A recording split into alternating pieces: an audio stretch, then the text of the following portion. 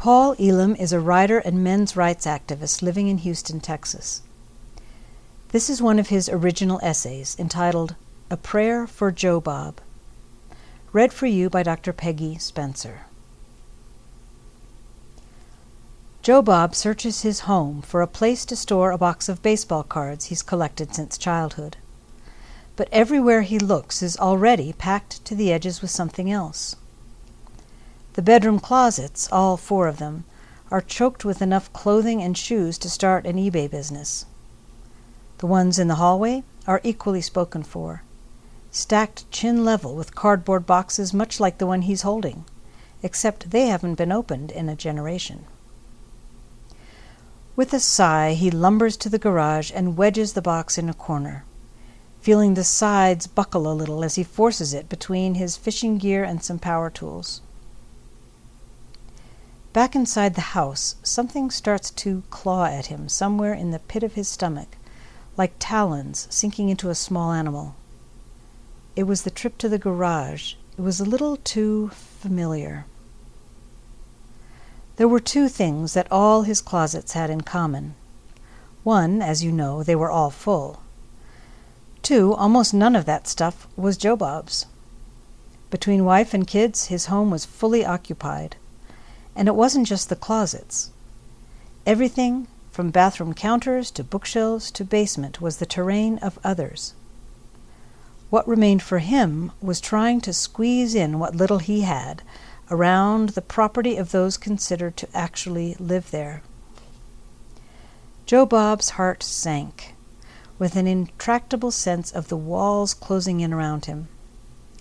It was as though he had become the baseball cards, stuffed into a cardboard coffin and shoved in the corner with no room to breathe.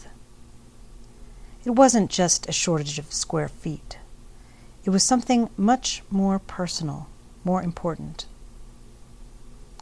He thought about the fishing gear. If he were to actually use it again, he'd have to replace all the line. By now it was brittle with age and neglect. Somewhere along the way, exactly when, long forgotten, the fishing trips just ended. They had been shelved with other childish things that interfered with his duties to provide for a family. His wife was instrumental in helping this along. Any mention he made of fishing, or any personal enjoyment, was met with cold disapproval, and not so subtle questioning of his priorities. The few times he didn't cave into that, he paid for, with guilt tied round his neck like a noose. Eventually, he got the point. He might go fishing, but he wasn't going to be allowed to enjoy it. As time passed by, so did life, in a way. Friends slipped away. Personal interests and hobbies became memories. The lack of personal space became a lack of personal identity. Somewhere between the early days and where he stood now, his life had morphed into something defined only by automated compliance with the needs, and frequently whims, of others. Eventually, he reached a place where he could barely remember that he liked fishing to begin with. He wasn't sure he could remember liking anything at all. Not that there wasn't an abundance of rewards from taking care of his family. He loved his family, would lie down in traffic for them. In the end, though, robotic caretaking leaves a lot to be desired. Ask any woman. Rebelling against it is inviting a firestorm into your home. Ask any man. As you have probably guessed, Joe Bob is an imaginary friend. Rather, he is a composite of a lot of men I have known. And while the character is fictional, his story is not. It's a story not often told, much less in mixed company. Contrary to popular world view, men do have feelings. They feel as deeply and profoundly as any woman. If you peel back a man's skin, you find flesh and blood, not gears and wires. Men have wants, needs, desires and dreams outside their role as protectors and providers. They are not whole without these things, and yet, all too often, they surrender them without so much as a struggle. Many men are just like Jobab, working to provide, complaining little about their lot in life, and sacrificing much for the sake of those they love. But sooner or later, something gives. It always does. Jobab is average as far as men go. Likely as not, he can't really identify nor articulate why the world seems like it is closing in around him. It just is. He doesn't know that standing up to his wife and insisting she support his taking time for his own interests might solve the problem, or at least lessen it.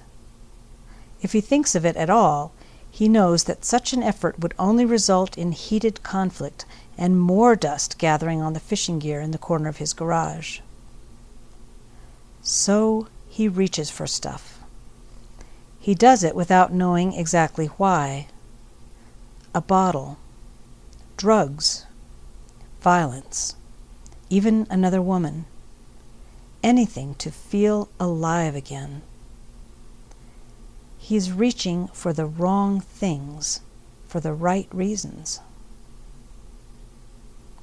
I'm not excusing Jobab or trying to say that this explains the worst to be found in some men. What I am saying is that it might indeed explain some of it, and it surely needs explanation. For when all the other things Jobab reaches for ultimately fail him, he sometimes reaches for a gun. This isn't a blanket explanation of suicide, nor would any one thing explain it so simply, but I do know this. People who take their own lives often feel like they are alone. Jobab doesn't feel like he is alone. He is unshakably certain of it.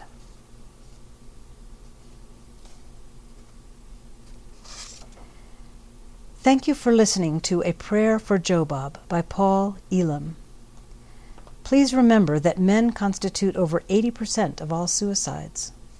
See the video credits for more information and resources. You can find the text of this essay and more on thehappymisogynist.com.